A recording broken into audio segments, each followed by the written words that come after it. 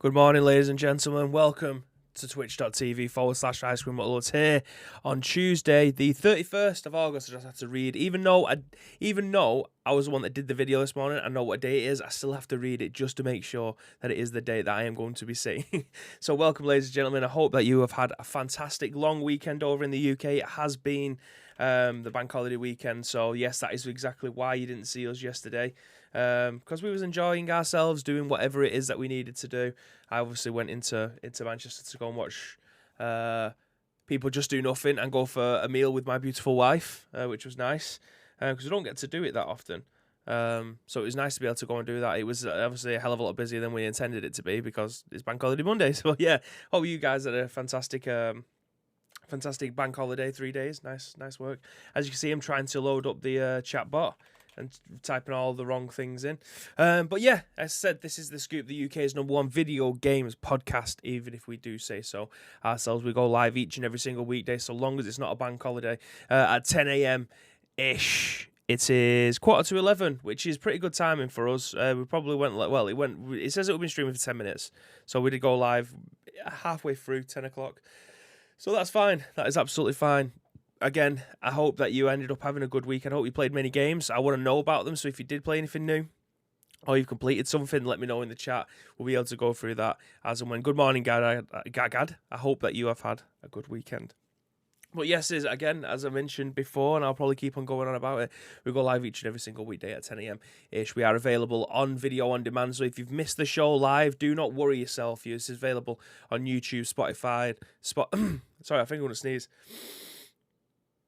No, it's gone. Spotify, YouTube, iTunes, Google Play, and SoundCloud, all of which are available after the show airs, after around about an hour after the show's finished, which will probably be about 11:30 today. Not that it makes any difference to you guys, because obviously you're watching this live as well, so I appreciate that. But yeah, I mean, usually this is a two-person podcast. Usually me and Graham would be going through the video game news, but as it's only me, this is what we call a dollop. So rather than it being like an hour and 15, hour and 20 minutes, it is only usually an hour long. I say usually, that was our intention. However, me and Graham like to waffle. You guys obviously like to throw in your opinions as well, which helps shape the show. So yeah, it's usually a hell of a lot longer, but as it's just me today, you don't want to be listening to some Mancunian ramble on about shit for an hour and 20 minutes. It won't do you any favours. It most certainly won't do my voice any favours. Core, thank you very much for the follow as well. Appreciate that. So yeah, ladies and gentlemen, I think we'll just jump into the first news article. How's about that? It's something that you may have already seen over on our social media. We usually like to post a video about what our main story is going to be, and then we go into the other stories as well, so you can see what the news articles are for today, rather than you just gambling on what it is that we're going to be talking about. But, ladies and gentlemen, I didn't actually do this morning. I usually bring the news on the screen first, so that you don't end up having to look at a black screen until it decides to load up. So I'll flip over to the next screen, see if it works. I don't think it does because I haven't changed it this morning. So if I do this a little bit, hopefully it'll load up and then you'll be able to see it. How's about that? Is this it? There we go. Perfecto. I needed to click on this first, so that's fantastic. Anyway, ladies and gentlemen, our first news article of the day, as you may have seen over on social media, it is the new Saints Row video offers a look at actual gameplay following fan criticism. This has been written over at VGC by Chris Scullion. First thing off the bat, just because I didn't see gameplay doesn't mean that I fucking hated this game. I'd never understand this. Just because you haven't seen gameplay this far away, that you think that this is going to be a shit game. They're not hiding anything. I think that they're just building towards it. So it'll shape the story first to try and get you interested, and then show you gameplay down the line. I'll never understand it, but that's just my 2Ps. Anyway, let's get into the first. Let's get onto the news article. I'm going to leave this playing here.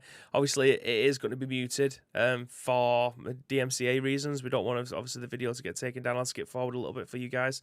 A new trailer for Saints Row sheds more light on how the game looks in action following criticism of the game's CGI reveal trailer from some fans this week.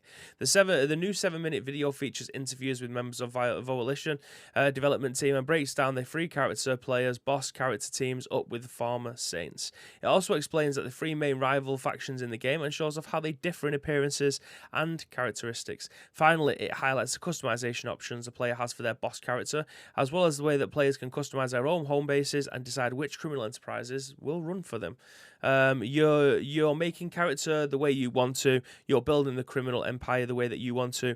You're earning the money the way that you want to, explains designer James Haig in the video.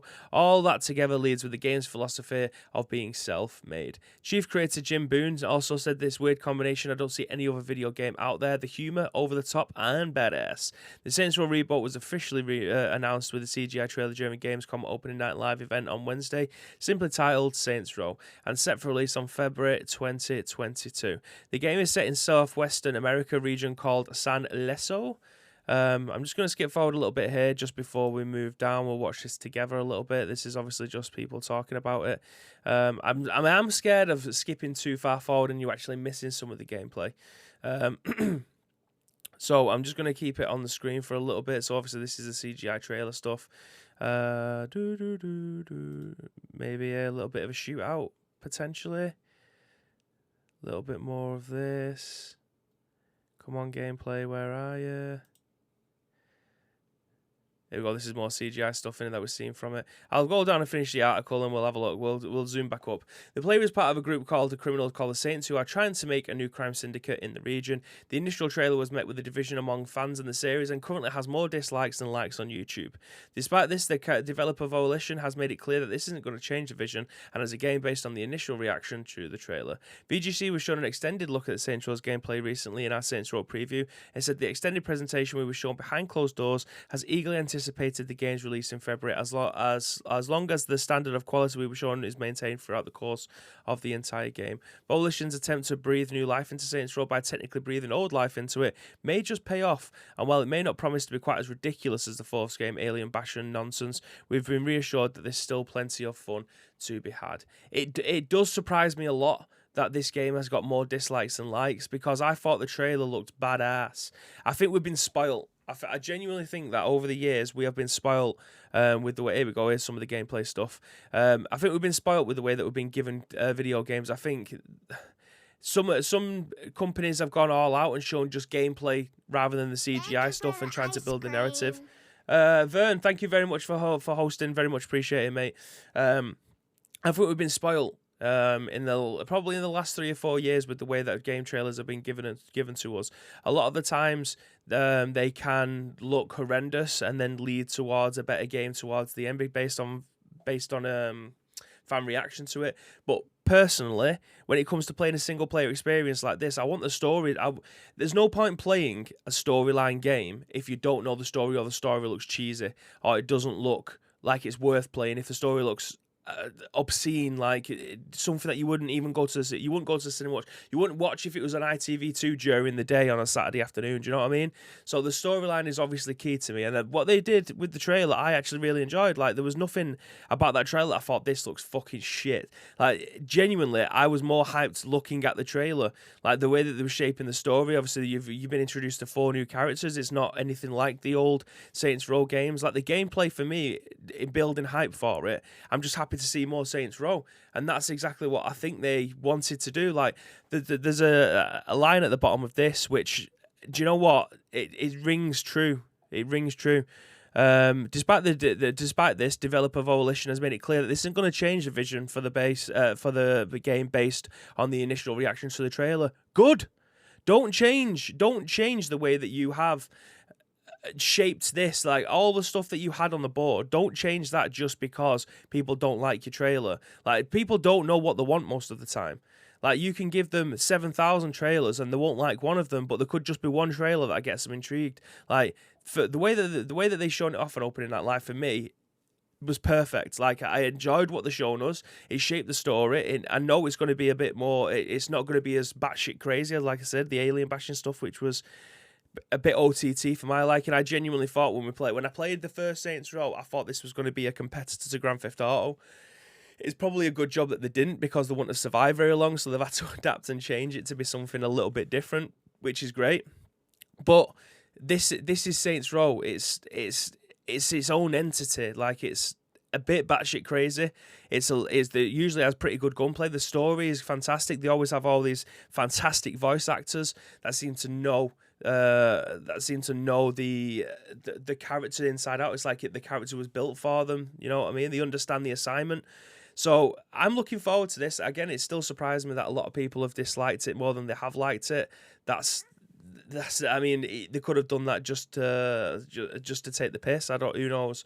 But yeah, it's a good job that they haven't. They're not changing the way that this game is just to suit some people. It doesn't make sense that they would do that in the first place, and I'm glad that they haven't. They're just going to carry on with what they actually intended in the first place, and they're gonna roll with that. Fantastic! I cannot wait for this game to come out. I know a lot of people in my inner circle are waiting for this to come out as well. They're just as excited as I am. So yeah, hopefully we're gonna get some more good Saints Row later down the line. I'm glad that they're keeping their initial phase of what they wanted the game to be. Fantastic. Bring it on. Anyway, Vern's in the chat and he's lurking. Tina says, we haven't seen enough to judge it. Geez, why change it? Exactly, that's my point.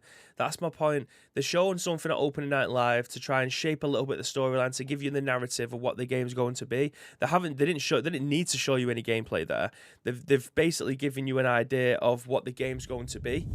That's absolutely fine. You've done that for us. You've shaped the storyline. You know what to expect from a Saints Row game. This is going to be about shooting aliens and saving the president, or you becoming the president and stuff like that. They don't need to show you any of that stuff. They're just showing you what the storyline's potentially going to be like. The gameplay would have come further down the line, but people complain when there's a 20-minute trailer. People complain when there's a 7-minute trailer. People complain when there's a 3-minute trailer. Like, that you can't satisfy everyone, and you best try not to. Just try to cater to a crowd that you think is part of your all-encompassing thoughts on the game. And I, as a Saints Row fan, I absolutely thoroughly enjoyed the trailer. I knew we would have got gameplay trailer later down the line. They've released it early now to try and satisfy people. You don't need to do that. Like, the game will speak for itself. I don't understand trying to cater to everyone. You never will. You will never win. As we mentioned this last week, like, I try to be as level-headed as I can, because I'm very I try not to piss people off. Like, I'd rather try and make friends as much as I can rather than enemies, because that won't do you any good. So trying to have an objective view of everything that you get given is probably the best outcome that you could try to have. Like, tapering expectations is the biggest part of working in the video games industry. Like, regardless of whether or not you are a person that's buying the products, like, I work in the video game industry, that doesn't mean I get everything for free. I still have to go out and buy games. Do you know what I mean? So tapering my expectations as to what it is that I'm going to be either watching, playing, or hearing about is the most critical part of video games, because the person who is probably criticizing your game is probably someone who has no... How can I put this without sounding like a complete cunt? Probably expects everything...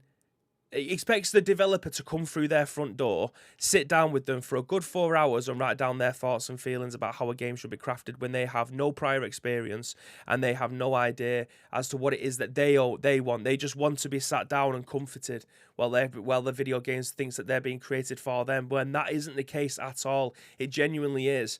Like, imagine Spielberg having to go to people and asking what they want from a video, from a film. It would never happen, would it? He would never have made the films that he would have made if that was the case. It's an artistic vision. It's what you ever have in your head, and you try to unlock those thoughts, and then eventually it gets put into paper in a script form. It then eventually gets put into a director's hands or a producer's hands, who will then try to make that come true. Like, it's very difficult to try and cater to the masses. Is very, very difficult. So why would you try to do that in the first place? And the way that they've handled the trailer, the first one, was fantastic. They've put the expectations out there. They've shown you the Saints Row world and what it is compared to the old ones. Like, we've had 5 Saints Row games, I think, and this is nothing like any of those. So I don't understand why they would have released a gameplay trailer so soon to try and please the people who don't like the way that it looked in the first place. Just wait a little bit and then we'll see where it goes from there. But it is what it is. You can't please everybody. I know that firsthand. You genuinely can't please everyone. Someone will be pissed off, and chances are they will voice their opinions, which they're absolutely entitled to, regardless of how much they think they know about something. Who knows? Who knows where this will lead to with Saints Row? But I am a massive fan of Saints Row. I hugely enjoy their games, so I can't wait to get more into this one. But anyway, let's move on to the next news article. Otherwise, we'll be here talking all day. about how video games are made and me not pleasing your expectations. But anyway, I'll leave this one till last. I'm going to go into this one. I haven't actually read this. Someone put it into our into this. Was it you, Tito? I can't remember. Someone put this into our. I've closed Discord down now, so I don't try and drop frames. Like something's going on with PC. I have no idea. But anyway, let's move on to this news article. Take a swig of a drink while I'm doing it. Good old Dr. Pepper. Anyway, China bans under 18s from playing games, online games, for more than an hour a day. This has been written on Sky News. This has been obviously publicised. I think it was NXT. It might have been Jordan, actually. This has been publicised over the weekend. I haven't actually looked that much at my phone this weekend, so I'm looking forward to reading this because I haven't read it yet. I only read the title.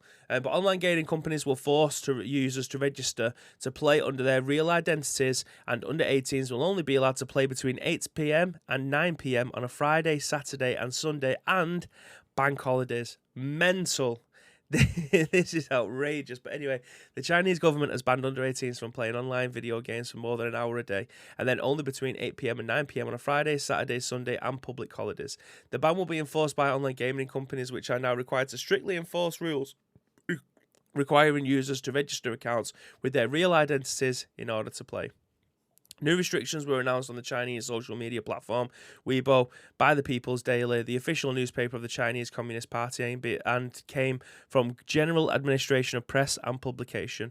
It follows shares in China's biggest online gambling companies slumping after state media branded their products spiritual opium and compared them to electronic drugs earlier this month. The reference to opium is changed in China, where European powers, including Great Britain and France, hobbled the King Dynasty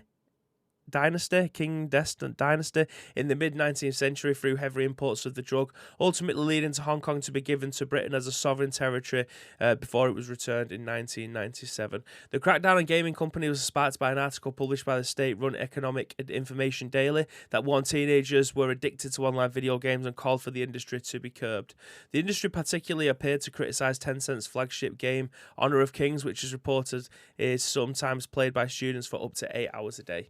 No industry, no sport can be allowed to develop in any way that will destroy a generation, the newspaper wrote, comparing online video games to electronic drugs. The newspaper called for mandatory means to enforce online gaming companies to prevent addiction amongst young players.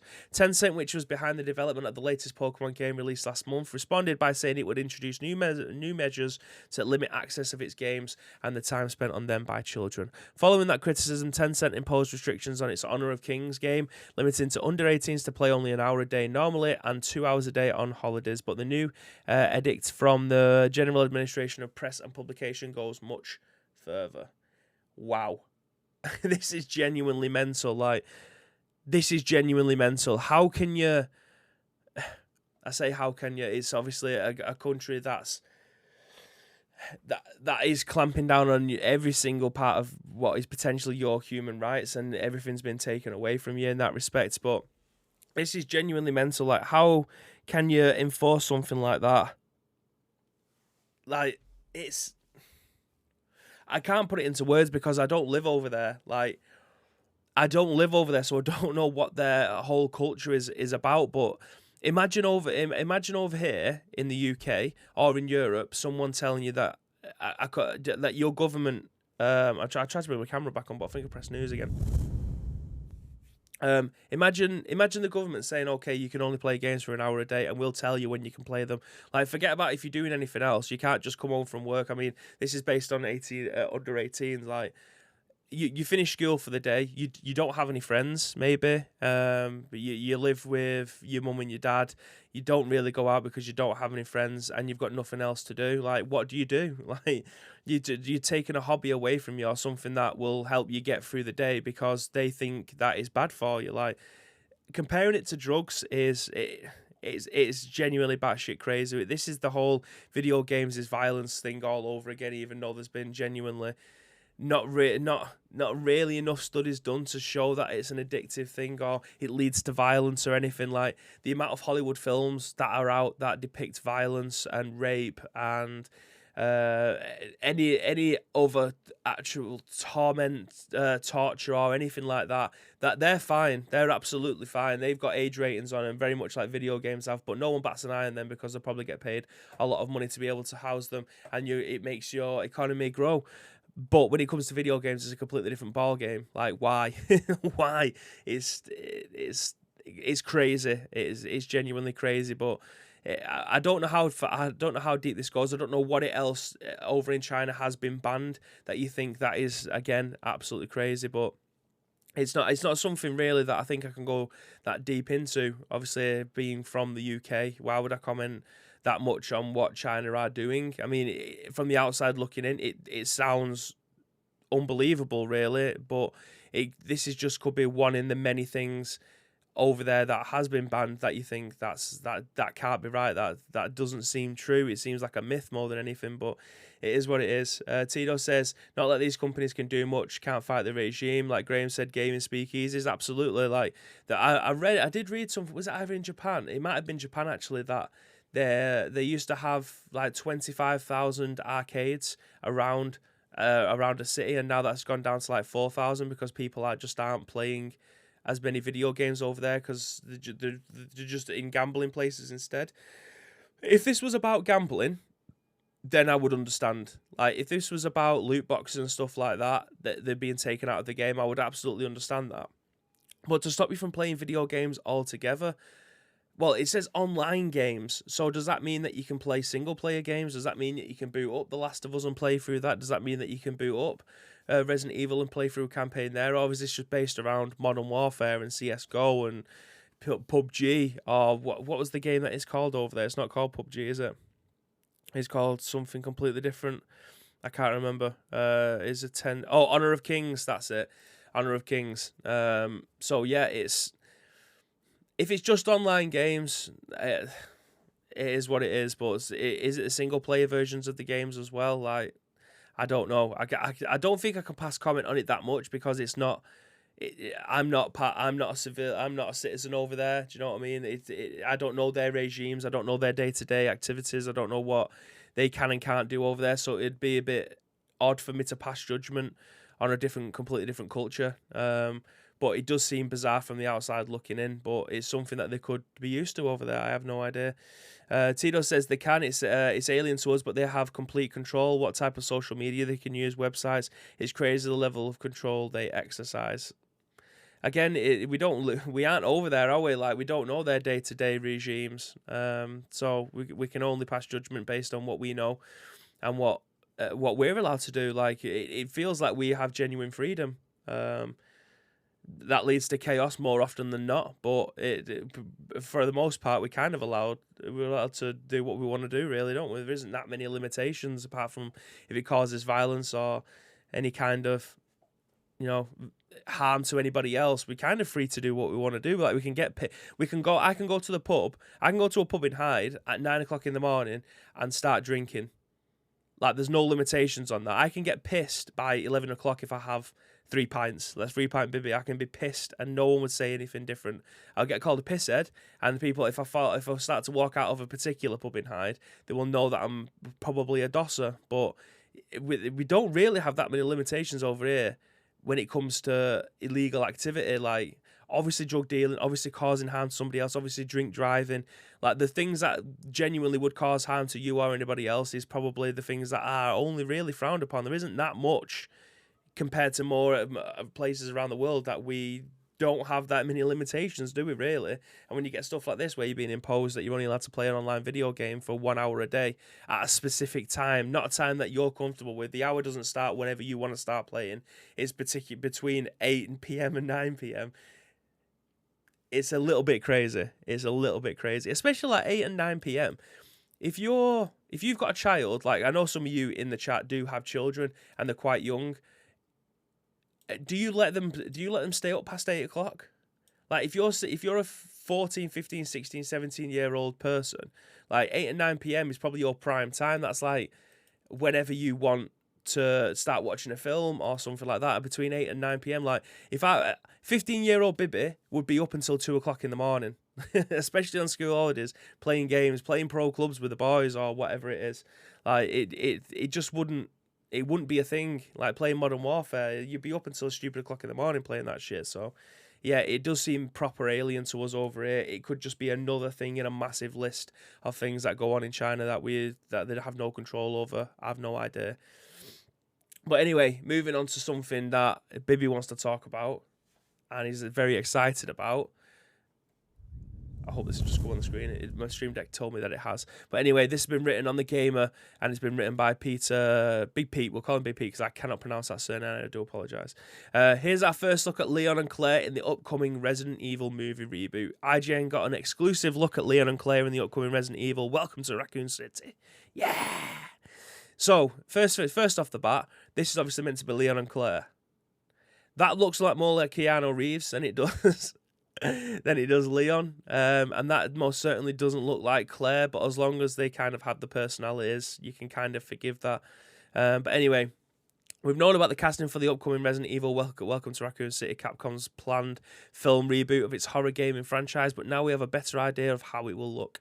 Thanks to an exclusive given to IGN, some photos from the set of the film are available online and showcase Avan Georgia and Kea Solidario as Leon and Claire, respectively. While I applaud the costume design, I'm not quite sure I see the resemblance to their in-game counterparts here. Along with these photos, IGN had the chance to interview director Johannes Roberts and asked him if this film reboot would be different from the previous Resident Evil saga. Capcom isn't billing this as a reboot, but is looking to make this film the official origin of the current series. So this was a lot of care given to making the films horror-focused instead of going for action. This film has really nothing to do with the previous franchise, Robert states. This was all about returning to the games and creating a movie that was much more horror movie than the sort of sci-fi action of the previous films. I was hugely influenced in particular by the remake of the second game, and I really wanted to capture the atmosphere, drenched tone that it had. Again, if no one's played Resident Evil Remake 2, please, if you could probably pick it up now for about 15 quid. Just go back and play that game. Like, it doesn't matter if you haven't played the first one. You probably know the story by now, especially if you've been around these streams where I've played through them all. Just go back and play the second one. When you talk about atmosphere, that game has it all. But anyway, moving on. Roberts detailed that the idea was not to cast cosplay characters, but to find actors that embodied the spirit of Capcom's creations. To that end, the search for Leon took them quite some time. We must have seen so many people. It was really quite a tricky role because of the balanced humour and wariness. Then Avan read, and it was like, he's the one, he's got it. In another bold move, there won't be any ridiculous CGI in Resident Evil Welcome to Raccoon City. There are no drone shots in the movie or crazy CGI camera shots that are physically impossible, Robert stated. The movie has its old school retro feel to it. He mentions being heavily influenced by the filmmaking techniques of the 70s and wanted to capture that for this movie. It doesn't sound too bad on paper, but I just don't see it in the photos. I'll reserve judgment until the movie is out in the wild and I can actually see it. With Capcom being closely involved, there is a good chance that this will turn out much better than the previous series of films.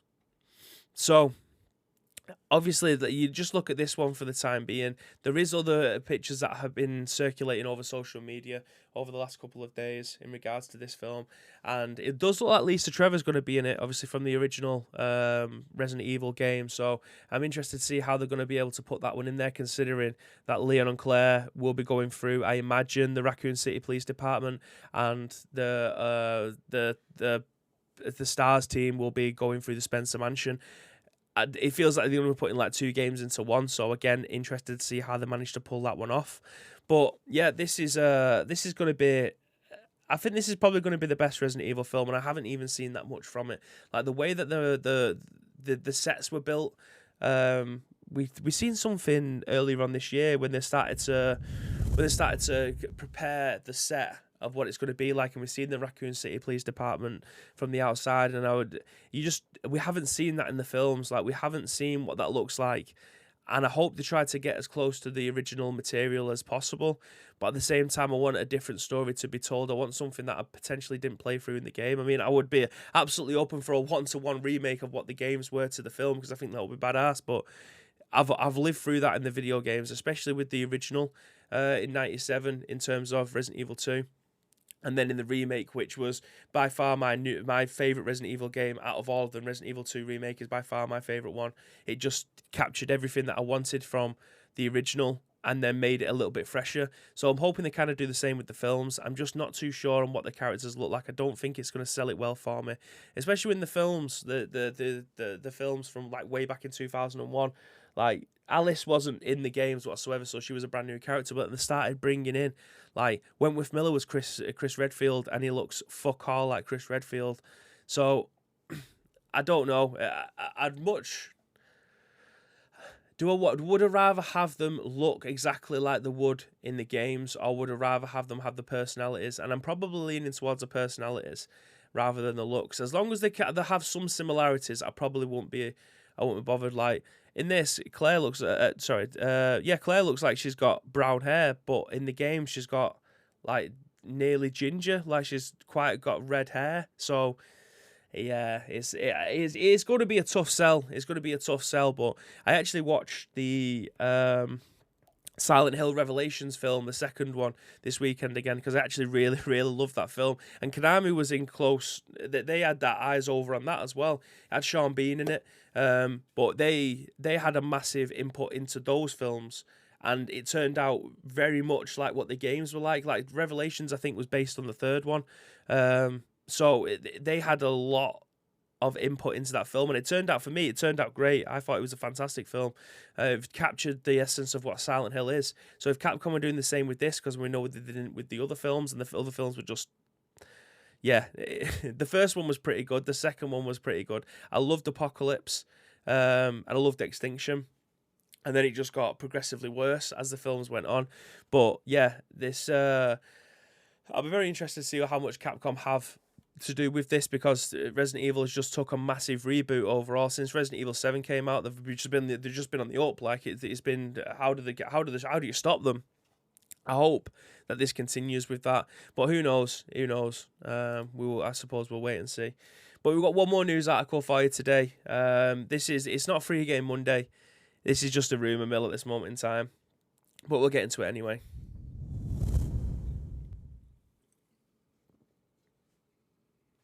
Don't worry, the mic's not cut off. I just had a quick swig of my drink. I'm getting dry mouth.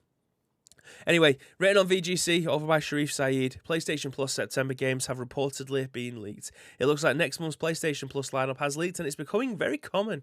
Yes, we're just a few days away from Sony revealing the PlayStation Plus lineup for September, but some heavy... I don't know where the fuck heavies come from, but some have leaked early, it seems. According to a post on the French deal sites, Deal Labs, PlayStation Plus members can look forward to seeing 3 free games this September. Graham would have had a fit trying to say that, I can tell you now. As always, one of those is a native PS5 title. In this case, that's Overcooked, or you can eat a 5th anniversary collection that includes both Overcooked games and their DLC. The bundle also has new content and remastered old levels for new consoles. The other 2 PlayStation Plus games are the other 2 Plus titles are PS4 games. Both are playable on PlayStation 5 thanks to the backwards compatibility. According to the post, they're Hitman 2, the isometrical, fuck me, Jesus, the isometrical multiplayer shooter Predator Hunting Grounds. That was a mouthful. The user who posted the leak has a decent track record when it comes to revealing PlayStation Plus games ahead of time. They've been correct in a few instances in the past. That said, it's worth taking the leak with a pinch of salt, even if it was indeed the lineup at one point. Plans change, and we could end up with a slightly or completely different games. So, Predator Hunting Grounds, I know Graham was seriously looking forward to that one, so we'll be able to play through it. Hitman 2, not really a bibby game, but Overcooked All You Can Eat, the first and second game plus all their DLC, that most certainly is a big game. And that potentially might be something that we end up playing on the Insert Coin stream in 2 weeks' time, which is great. So yeah, this is all stuff to look forward to. Potentially, we'll find out in the next couple of days what the games are going to be. Let me find out the date. So we are expected to have this time next week. The 7th of September is when we're likely to be getting these games in our list. So I hope they are games that you've either not had or you've not played, or something that you have fancied playing and will now have the opportunity to. Again, take that with a pinch of salt. We don't necessarily know if these are true for the time being. It could be something completely different. But until a couple of days' time, ladies and gentlemen. That is it for today. It is a Tuesday, so there will be no afternoon streams. And this will also be my last stream of this week. There may be opportunities where I will be jumping back on at some point, but this is my last day in. I have 3 days off to hopefully go out and play some golf or just do something, just recharge as we look forward to next week as well. So Graham will be continuing with the scoops this week as and when he is obviously able to do that. But I hope, guys, that you've had, again, a fantastic weekend. I hope that you're fresh and ready. I hope that you are ready for a week of work, or if you are anything like myself, this might be your last day in and you've got 3 days off. Who knows? But if you want to help shape our remaining shows of this week, there is 2 ways that you can do that. First of all, find us on social media. It is Ice Cream Uploads across all major social media platforms, or get involved with our Discord. All the links that you will require if you're watching this on any of our on-demand services will be in the description below. All we need from you is the URL plus your thoughts and impressions. We will give you our thoughts and impressions on the very next show, which probably will be around 10 a.m. ish tomorrow. But again, the only way that you can find out is obviously by finding us on all of our social media platforms. But until then, guys, as always, there is 2 things that I want you to do. First of all, look after yourselves, and second of all, stay frosty.